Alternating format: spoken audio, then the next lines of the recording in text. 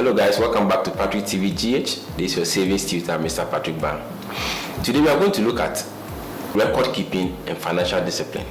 As we are aware, financial discipline is how we are able to conform our income and expenses so that we are able to meet our financial goals.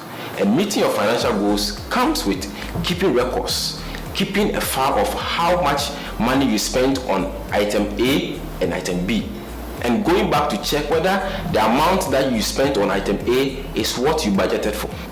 So today I want to look at how we can achieve that target of financial discipline by record keeping. When you talk of record keeping, all what we are saying is that having files for all income and expenses. Now let me ask you this basic question. If today I ask you how much income you earn in the month of March 2019, and what exactly you use that money for, how many of us can really recall exactly the specific things that we use the income that we earn in March for? Most of us can't. But if you have records, you keep records and files of every money that you spend, you'll be able to go back and know that, okay, this thing I want to buy in December, perhaps I bought it in March and I still have it, I've not used it. But without records, you will not be able to do that. Also, if you want to meet this record keeping target and be able to keep records, you should avoid using cash for your transaction. As much as possible, use your ATM cards, use internet banking for most of your transactions, because with that you can always go back to the bank and print your statement. Now when you're able to print your statement, you know exactly how much money you use for a particular item purchase. But if you do everything with cash, obviously you will not remember how much even you use out of that cash that you withdrew from your account, because your account will just be showing that, okay, on this date you withdrew 500 cedis. But when you use ATM, it will be telling you, okay, on this date you withdrew 100 cedis, 50 cedis, that and that. You'll be able to track and know exactly how much you use when it comes to your cash. It also helps businesses to keep paying books. So if you're a business and you are thinking of going for a facility from the bank, the first thing the bank will want to look at is your management records, your management accounts. And that comes with the records that you've kept throughout the whole month. So from January, February, March, the records that you've kept, that will put you in a better position for the bank to consider your request for a facility. As a businessman, you should also be concerned about record keeping, in the sense that you should not mix your personal account with your business account. It does not help when it comes to financial discipline. Try as much as possible to operate a business account distinct from a personal account, so that when you are keeping records on exactly how much you use your personal income for, you know how much money you spend for your business. You also know, because they have different accounts. Don't maintain the same account for your personal expenses and for your business when you want to grow in the year 2020.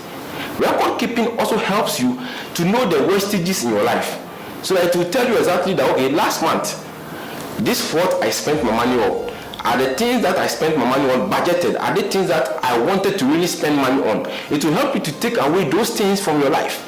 Because without a record to show that, okay, this is exactly how much I use my money for, we cannot be making progress, especially as we are entering into another year of 2020. I'm sure the challenges that we've gone through this year, if you had records, if we were keeping records, keeping files, we will not be repeating the same mistakes that we repeated. And record keeping is not difficult. You can just have it on your phone, or just have an Excel sheet where you put in every expenses you make every month. So for example, let's take typical December. You are paid your salary. You just go and key into that system that, okay, salary for 200 cedis. Then every expense that you make, you go and write it there. So 10 cedis for credit, 10 cedis for data, 10 cedis for that. That is what we mean by record keeping. Now when you go into another month, you can easily refer to how much you spent your money in the previous month, and you can know that, okay, I use this money for this thing which I did not budget for.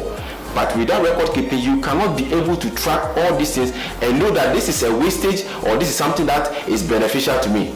In record keeping too, we need to also know and schedule a time of the month or the week that we are going to keep that record. So for example, someone can decide that once in a month they will do this record keeping. So in a month, that particular day in a month, they will sit down and look at the expenses that they've made and record everything.